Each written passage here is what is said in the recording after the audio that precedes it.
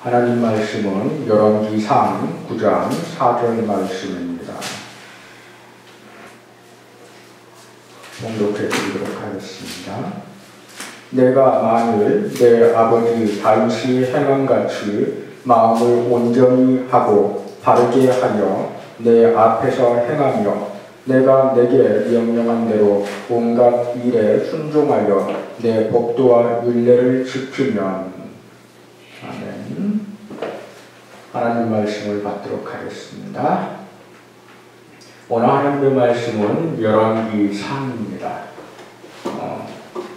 열왕기상을 보면 어떤 측면에서는 끊임없는 그 권력 암투를 그리고 있는 그러한 내용이 나오고 있습니다.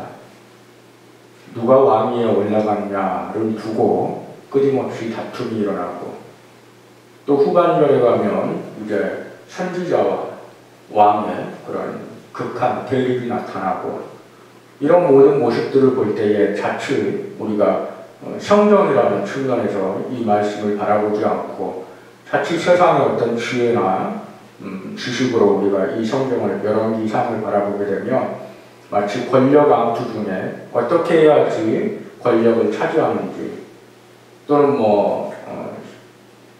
어떤 세력을 다투는 데 있어서 어떻게 해야지 그 모든 권세를 거머쥘 수 있는지, 그런 측면으로 잘못 이해하는 그런 잘못을 범할 수가 있습니다. 근데 우리가 분명히 알아야 될 것은 이 열왕기상은 하나님의 말씀입니다. 하나님의 말씀은 이 세상의 힘을 누가 가져가느냐에 대해서 결코 우리에게 어떤 답을 주기 위한 그런 말씀이 아니라는 것을 우리는 분명히 알아야 됩니다. 하나님께서 이 말씀을 우리에게 주실 때에 그 목적을 우리가 분명히 알아야 됩니다.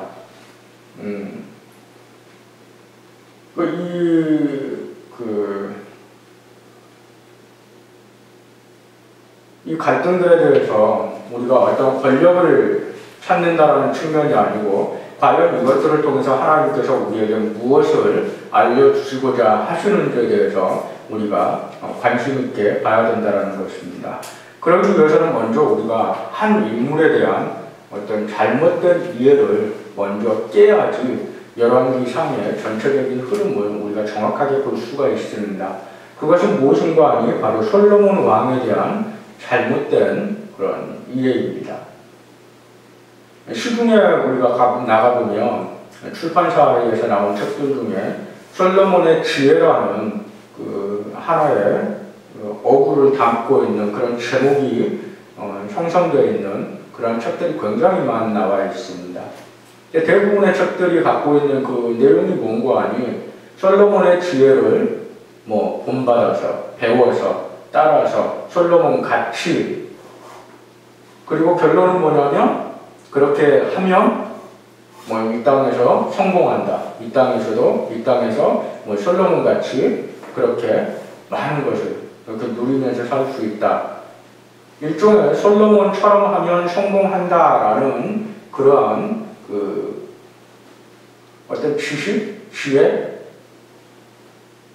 가르침을 주는 그런 목적으로 이러한 책들이 출판되어 있는 것들을 우리가 볼 수가 있습니다. 그럼 과연 솔로몬이 갖고 있는 지혜가 정말 그런 것이냐? 솔로몬이 갖고 있는 지혜가 과연 이 땅에서 잘 사는, 성공하는 그런 것들을 위한 지혜냐? 성경은 결코 그렇게 말하지 않고 있다는 것을 우리가 분명히 알 수 있고, 솔로몬의 지혜는 하나님의 뜻을 어떻게 반영하느냐에 관련된 지혜이지, 결코 솔로몬 자신이 어떻게 잘 될 수 있을 것인가에 관련된 지혜가 아니라는 것을 우리는 분명히 인식을 하고 솔로몬을 봐야 됩니다.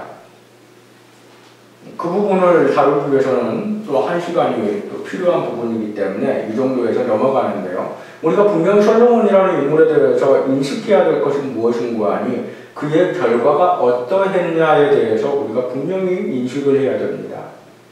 솔로몬은 처음에는 하나님에 의해서 세워졌고, 하나님 앞에 하나님의 뜻을 쫓아 행하는, 통치하는 그러한 왕으로 시작했을지는 모르지만, 그의 결과를 보면 신이 하나님 앞에 책망받는 그런 우상을 섬기는 왕으로 끝났다는 것을 우리는 잊지 말아야 합니다. 솔로몬에 대해서 우리가 이 인식을 하고 그 다음에 이스라엘 전체를 보게 되면 열왕기 상에 나와 있는 왕 전체를 보게 되면 우리는 하나의 흐름을 읽게 됩니다. 그 흐름이 무엇인가 하니 점점 나빠지는 이스라엘입니다. 점점 하나님의 뜻에서 멀어져가는 이스라엘을 우리는 열왕기 상에서 보게 됩니다. 솔로몬이 우상을 섬김으로 말미암아서 그의 말년에 하나님으로부터 책망을 받았고, 그리고 그의 아들 때에 가서 르호보암이 솔로몬으로부터 왕위를 이어받을 때에 하나님 사건이 나타나는데 그것은 여로보암에 의해서 또 하나의 국가가 세워지고, 그리고 그 둘의 관계가 심히 갈등의 관계였다는 것을 우리가 보게 됩니다. 그런데 이 둘이 극한의 대립의 상태에 있었고, 심지어는 하나님이 이스라엘이라는 국가를 허락하셨는데 그 국가가 이 둘에 의해서 나눠졌음에도 불구하고 그 둘에게는 아주 중요한 공통점이 나타납니다. 그것이 뭔가 하니 바로 둘 다 우상을 섬기는 왕이었다는 겁니다. 르호보암은 솔로몬의 말년에 나타났던 그 모습을 그대로 이어받아서 우상을 섬겼고, 여로보암은 정치적인 측면에서 우상을 섬기게 되었습니다.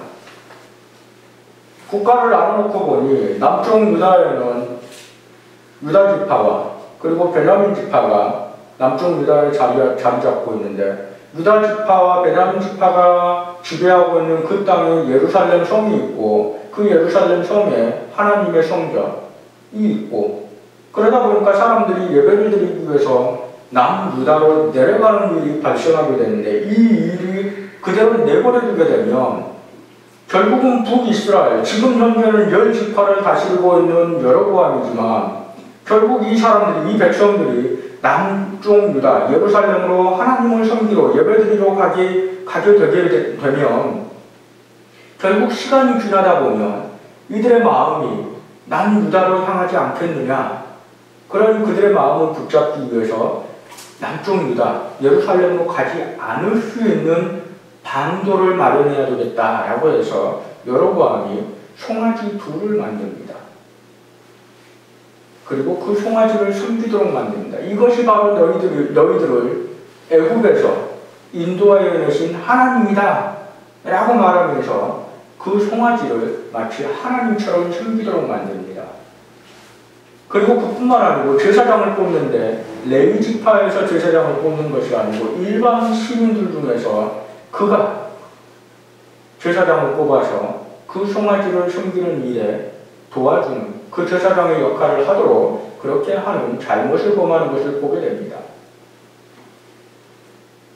그로 인해서 북이스라엘이 우상을 섬기는 나라로 시작하고 결국 그 후대를 보면 끊임없이 우상을 섬기다가 결국 멸망하기까지 우상을 섬기는 그 상황에서 결코 벗어나지 못하는 북이스라엘인 것을 우리는 보게 됩니다. 그렇다고 하면 북이스라엘은 처음부터 하나님으로부터 버림받은 민족이냐, 버림받은 나라냐, 또 그것은 아니라는 사실을 우리는 발견하게 됩니다. 열왕기상 11장 38절에 보면 하나님께서 이 르호보암에게 하나님 약속을 주십니다. 하나님께서 아히야 선지자를 통해서 여로보암에게 말씀을 주시는데 그 말씀은 아주 단순합니다. 네가 내 법도 내 율례를 따라서 행하면 내가 다윗과 같이 나의 법도와 율례를 따라서 행했던 나의 선한 종 다윗과 같이 다윗의 그 집안을 그 위를 내가 세움과 같이 내가 너 또한 그렇게 해줄 것이다 라는 약속을 주십니다. 다시 말해서 여로보암이 우상을 섬기지 않고 하나님의 뜻을 쫓아서 하나님의 뜻을 따라서 통치를 했다면 결코 여로보암의 그 다스리던 그 북이스라엘은 하나님으로부터 버림받은 나라가 되지 않았을 것입니다. 그런데 여로보암은 그렇게 하지 못했습니다. 그가 그렇게 하지 못했을 뿐만 아니고 북이스라엘을 다스렸던 모든 왕들이 그렇게 하지 못했습니다. 그래서 북이스라엘은 하나님께로부터 버림을 받고 결국 멸망하기까지 이르렀다는 겁니다. 그래서 북이스라엘은 그 시작부터 마지막 멸망하기까지 우상으로 점철되는 그러한 역사 속에 있는 국가가 되어버립니다.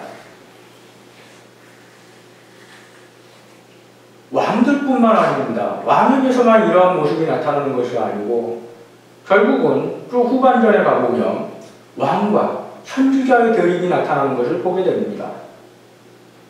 유명한 아합 왕이 18장, 19장에 보면 유명한 사건들을 통해서 나타나게 되는데 거기에 이제 이세벨이라는 그 왕비도 같이 나타나게 됩니다.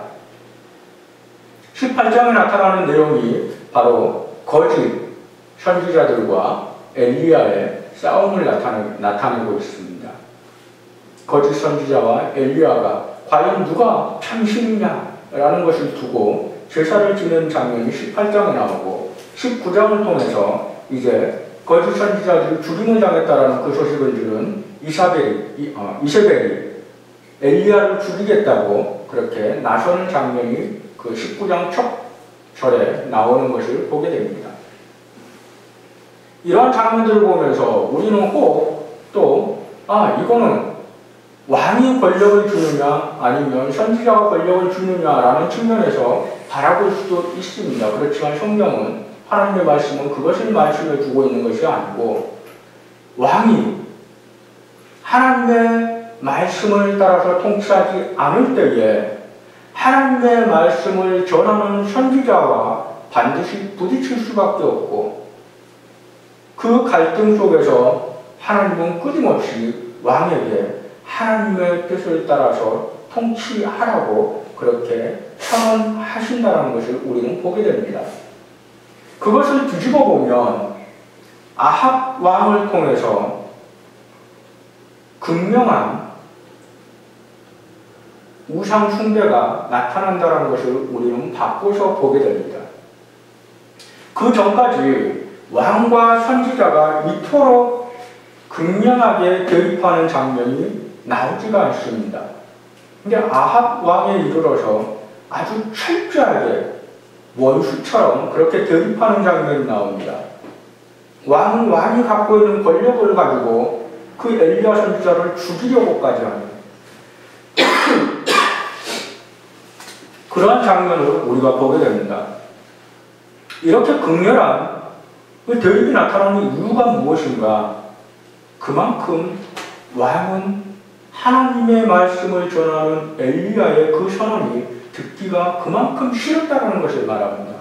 그만큼 싫었다는 것은 무엇을 의미하겠습니까?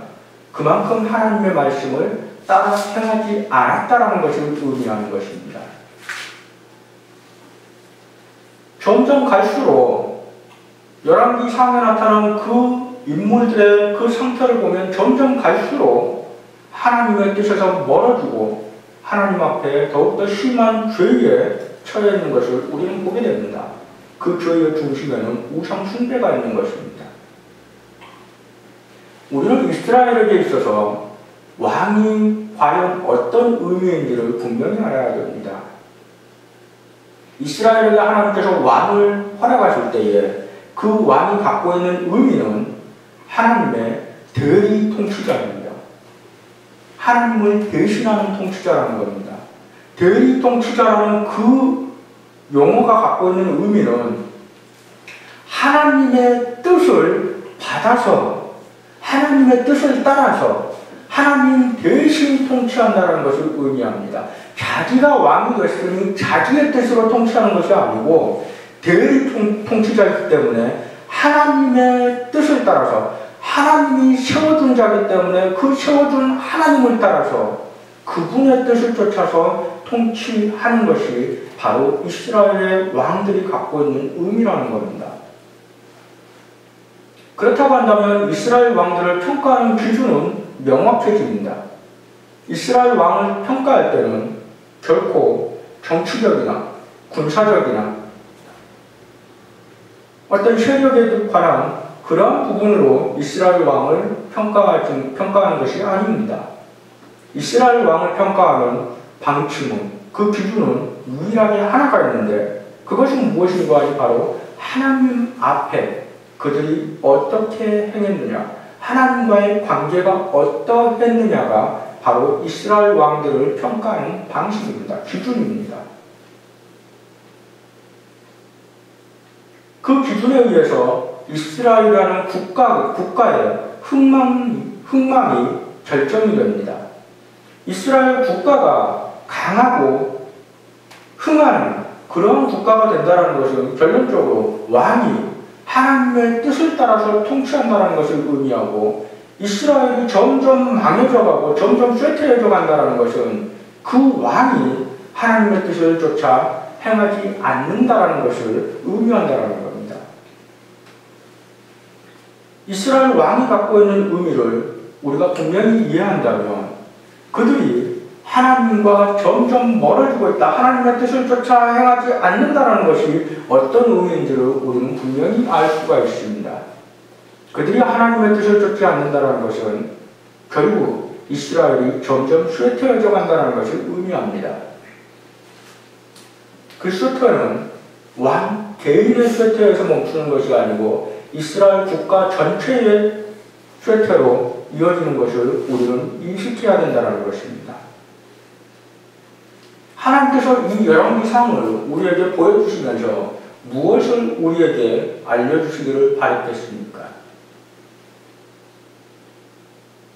이스라엘이 하나님 앞에 강건하게 세워져가는 방법이 유일하게 하나 있다는 것을 우리에게 보여주신 것 같이, 다시 말해서 이스라엘 왕이 하나님의 뜻을 쫓아서 통치하는 것만이, 하나님의 뜻을 따라서 살아가는 것만이 이스라엘이 굳건하게 강건하게 세워져 가는 그 방법이라는 것을 우리에게 보여주신 같이, 오늘 살아가는 그리스도인의 삶이 하나님 앞에 강건하게 건강하게 세워져 가는 유일한 방법은 역시 동일하게 하나님의 뜻을 쫓아 살아가는 것이라는 것을 우리가 기억하도록 하기 위한 것임을 우리는 잊지 말아야 합니다.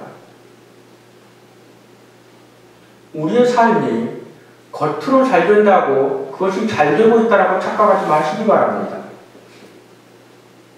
솔로몬의 시대를 한번 보시기 바랍니다. 그 어느 시대보다도 풍요로웠고 평화로웠습니다.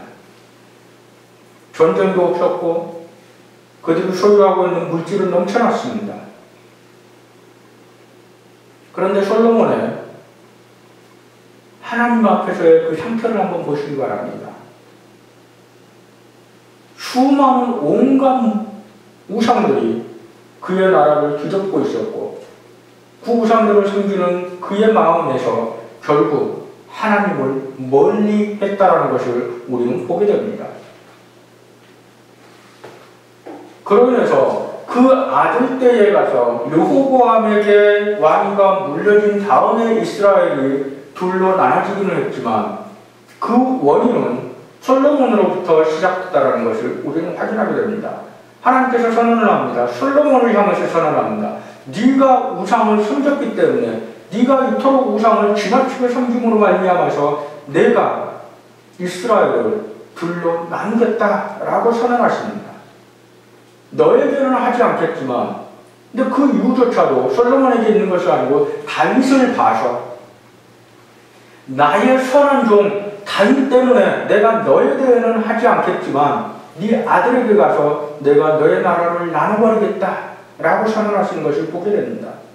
결국 이스라엘이 북이스라엘과 남유다로 갈라진 것은 그 원인이 솔로몬에게 있다는 것입니다.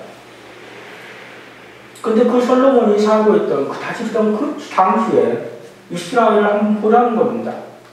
가장 평화롭고 가장 풍요로웠습니다. 무슨 말을 하고 있습니까? 우리가 일상의 삶이 아무 문제가 없는 것처럼 그렇게 평안하게 흘러간다고 그것이 잘하고 있는 것이라고 착각하지 말라는 겁니다. 과연 하나님 앞에 내가 지금 현재 내 모습이 어떤 상태인지 정확하게 봐야 된다는 겁니다. 과연 내가 하나님 뜻을 따라서 내가 행하고 있는지, 하나님 뜻은 너는 그리스도인이라면 이렇게 행해야 된다라고 그렇게 말씀하신 대로 내가 살아가고 있는지 냉정하게 우리 자신을 돌아봐야 된다는 겁니다. 그렇게 돌아볼 때에 우리 안에는 수많은 잘못들이 보입니다. 겉으로는 잘 풀리고 있는 것처럼 보일지 모르지만 우리의 내면은, 하나님 앞에 우리의 신앙은, 우리의 영혼은 점점 쇠퇴해져가는 모습을 발견할 때가 있다는 겁니다. 쇠퇴의 모습을 발견했을 때 우리의 모습은 둘로 나타날 수 있습니다. 성경이 그 둘의 모습을 우리에게 보여주게 됩니다. 하나는 회개요, 하나는 회개하지 않음으로 말미암아서 결국 징벌로 끝나는 모습을 보여줍니다. 다윗은 비록 쇠퇴의 모습이 있었지만 그가 철저하게 회개하고 즉각적으로 회개하고 하나님 앞에서 그 죄로부터 돌이킴으로 말미암아서 하나님이 나의 선한 종이라고 그렇게 평가했습니다. 그렇지만 다윗을 지나서 솔로몬, 그리고 르호보암, 그리고 북이스라엘로 갈라져서 여로보암에 이르기까지 그들은 쇠퇴의 모습을 발견할 때에 돌이키지 않았습니다. 그들이 돌이키지 않음으로 말미암아서 그들에게 나타난 그 결과가 무엇인지를 우리가 보게 되는 것입니다. 이제 우리가 선택해야 될 일이 남아 있습니다. 우리는 모두 이 자리에 앉아있다면 하나님을 믿습니다라고 고백합니다. 그렇다면 한번 물어보겠습니다. 하나님을 믿는다라는 것이 과연 무엇입니까? 하나님을 믿는다라고 고백하는데 하나님을 믿는다라는 것이 도대체 무슨 의미냐는 겁니다. 분명히 기억하시기 바랍니다. 하나님을 믿는다라는 것은 하나님의 뜻을 쫓아서 행한다라는 것을 의미합니다. 입으로는 하나님을 믿는다라고 고백하면서 일상의 삶을 하나님의 뜻을 쫓아서 행하지 않는다면 그것은 거짓말하는 것이고 그것은 우리의 영혼이 쇠퇴하는 것을 의미하는 것입니다. 그 쇠퇴가 내 안에 있음에도 불구하고 회개하지 않는다면 우리의 결국은 징벌로 끝날 것입니다. 그러니 이 시간에 이 말씀을 우리 가슴 속에 새기고 우리의 삶을 냉정하게 돌아보고 그 안에 쇠퇴의 모습이 하나라도 발견되거든 즉각적으로 하나님 앞에 돌이키고 징벌이 아니고 하나님으로부터 내 선한 종이라고 그렇게 평가받을 수 있도록 우리의 삶을 돌이키기를 주저하지 마시기를 하나님의 이름으로, 주님의 이름으로 부탁을 드립니다. 하나님의 말씀 가운데 이 메시지를 우리 가슴 속에 새기고 이 열왕기상에 나타난 이 왕들처럼 그 어리석은 모습을 우리의 삶 가운데 재현하는 것이 아니고 그 어리석은 모습들을 보면서 나는 그러지 말아야 되겠다라고 치열하게 노력하고 결단하는 그러한 지혜로운 하나님의 성도들이 되시기를 주님의 이름으로 축복합니다. 기도하겠습니다.